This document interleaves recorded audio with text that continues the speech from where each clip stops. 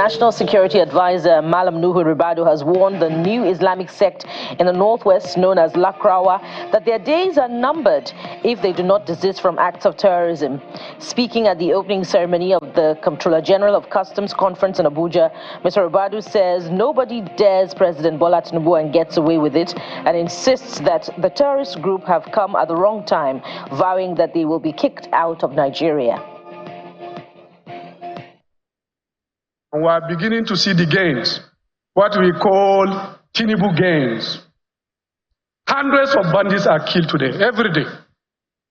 Tinubu gains.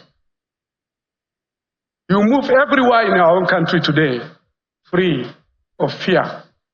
Tinubu gains. Things are changing. These so-called Lakarawa or whatever you call them, they are making a mistake. Nobody ever dares Tinubu and win. Nobody. They have come at a wrong time. Nobody has ever defeated Tinubu. And you are going to be defeated. And we will kick you out of Nigeria. One after the other. Things will change in our country. And it's already changing. Many parts of our country today is living in peace. Go to the Niger Delta. Things have changed. Today, we have gotten to 1.8 million barrels of crude oil. We have not seen this for a long, long time. Tinubu gains. Beginning little by little, this welfare to the rich is stopping, is coming to an end in Nigeria. Special things going to the very rich, no more.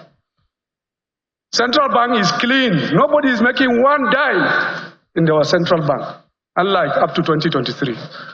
Tinubu gains. And the Naira will be stabilized. It will be stabilized. Tinubu gains. And it's happening all over. We are just 1 year, 7 months. Let them wait and see 2025. It will happen. We will secure this country. We will fix it.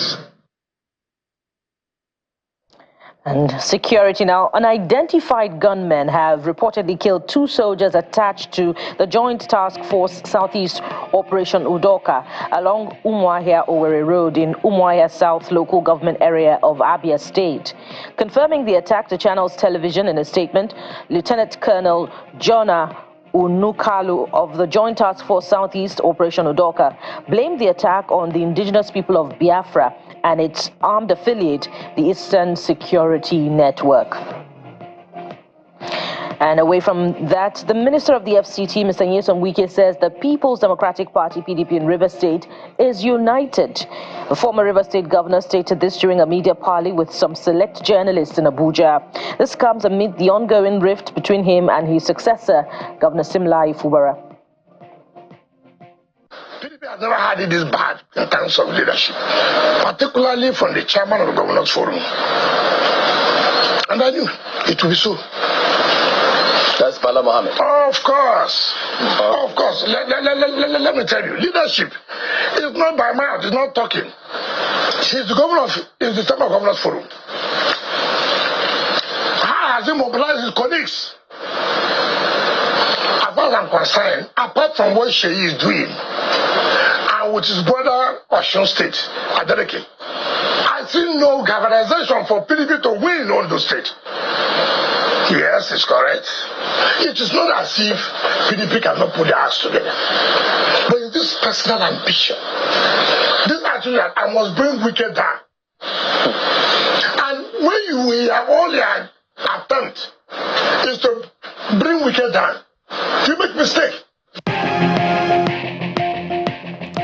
Away from politics now, civil society organizations are calling for more financial transparency in the area of defense spending and appropriations.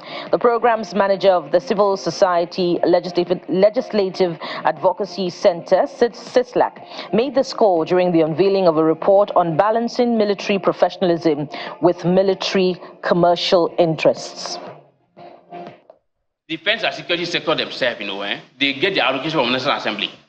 And if you receive the allocation from National Assembly, you are meant to be accountable for whatever every penny that you received. You cannot tell me that everything in other defense and security sector, I cannot ask questions on every penny. No, I understand there's some kind of critical area that you cannot even interrogate, because of national security, concern. But not all of them, are really, that are germane to that length. There are some that we can interrogate, we can ask questions around, we begin to also get some kind of response because it's our money. It has to be our money. So we also look at the issue of what do you call, financial. Financial is that of spending now. Spending, how do they spend? There are a lot of interest of defense and security sector. Yeah, I'm talking about the commercial interest. The Jigawa command of the Federal Fire Service has responded to the distress call, dispatching FFS-20 to the scene of a fire incident and worked effectively to control the blaze, preventing any fatalities, although one minor injury was reported. In an official statement, the Public Relations Officer of the Jigawa Command commended the rapid response team and coordination of the firefighting team, urging all drivers and transport companies handling combustible materials to prioritize vehicle maintenance and adhere strictly to safety guidelines. And more on fire outbreaks. A massive fire broke out at the Eco Fitness Hub Center in the Gwarimpa area of Abuja, the nation's capital. Spokesperson of the FCT Emergency Management Department, Nkechisa, said the fire was contained by emergency officials. She also stated that there was no casualty from the incident, but most of the fitness equipment at the gym were destroyed by the fire. And now to the economy. The Nigeria Customs Service, NCS, has announced a revenue collection of 7 trillion naira of November 12, 2024. The Comptroller General of the Nigeria Customs Service, Mr. Adewale Adeniyi, disclosed this on Wednesday at the ongoing 2024 Comptroller General of Customs Conference in Abuja. According to him, the revenue exceeded its target for the year by 10%. The Nigeria Customs Service has hit its 2024 revenue target of 5.07 trillion.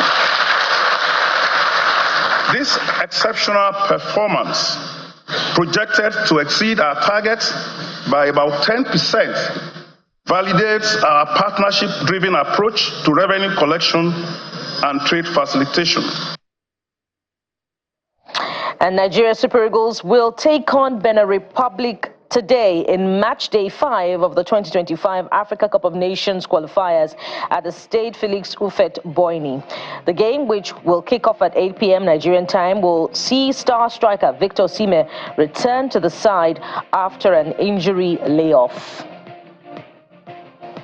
There are high expectations as far as that match is concerned, which will hopefully be fulfilled.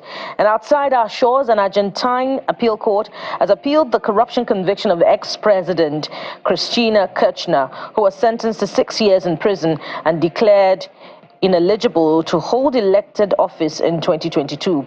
Kirchner, who was president from 2007 to 2015, can appeal her conviction for fraudulent administration to the Supreme Court.